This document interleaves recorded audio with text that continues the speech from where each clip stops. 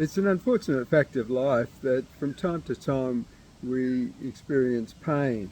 Sometimes it's only minor emotional pain, sometimes it's quite serious emotional pain. And we want to have a good way to deal with this.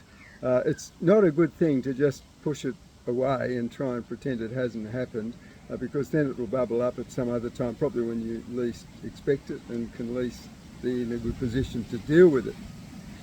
In a number of my videos, I've given ways of dealing with emotional pain.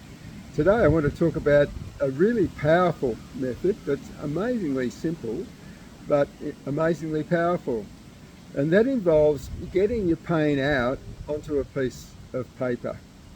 So the idea is that you examine each of the aspects of the emotional pain that are troubling you right now, and you write sentences that describe that pain. By getting it out on paper, you're not any longer having to carry it around with you. So we do it in a specific order. And so we start with writing a sentence, I feel angry because. And we complete that sentence filling in the reason that we're feeling angry about the event or whatever it is that's causing our pain. We then write another sentence that says much the same thing. I feel angry because, and then we give another reason. And we keep repeating these sentences, writing the full sentence, I feel angry because, and completing them with the next aspect of your anger. And the idea is that you go until you totally exhaust that. You get all your anger out on that piece of paper until you can no longer think of anything else that's making you angry with respect to this particular issue. You then address sadness, and you do the same thing.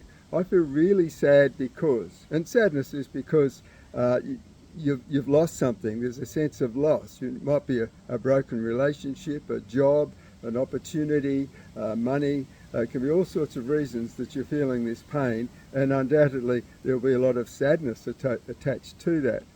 So you write those sentences, I feel sad because. Then the next aspect to consider is fear.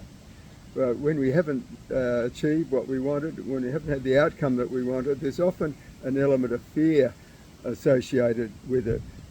So we will say, I feel afraid because, and complete that sentence and write that over and over, I feel afraid because, with all the reasons you're feeling fearful as a result of whatever is troubling you at this moment. The next thing is to talk about sorrow.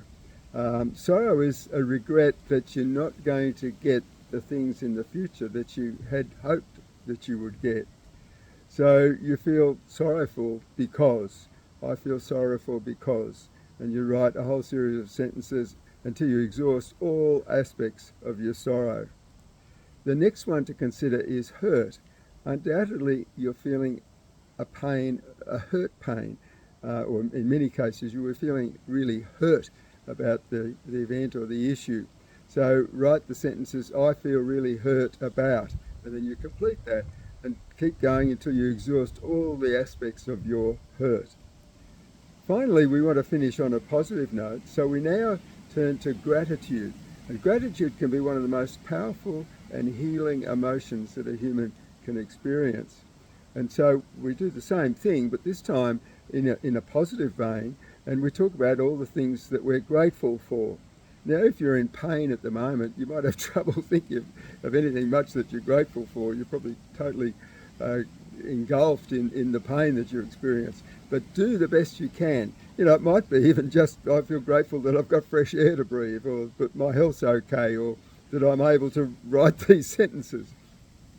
So do that as fully and completely as you can until you totally exhaust that. Then I must say that I like to use voice dictation a lot. Rather than writing these out, I dictate them to my computer using voice dictation, which I find really effective. You might, on the other hand, have a close friend that you can really trust and that you might want to share this information with, and so rather than writing it down, you might share it with them. Once you've got it on a piece of paper, it's up to you what you do with it. Some people like to ceremoniously burn it so that they feel they're getting rid of all those painful emotions. Other people might want to bury it or tear it up or shred it or you might want to file it away so that you feel that you don't have to carry these painful emotions around with you. They're all safe on that bit of paper, and you can just leave them there and refer to it if ever you need to in the future. So I found this very, very powerful and very helpful in the past. So I hope that you too find a great benefit from doing this practice. Thank you.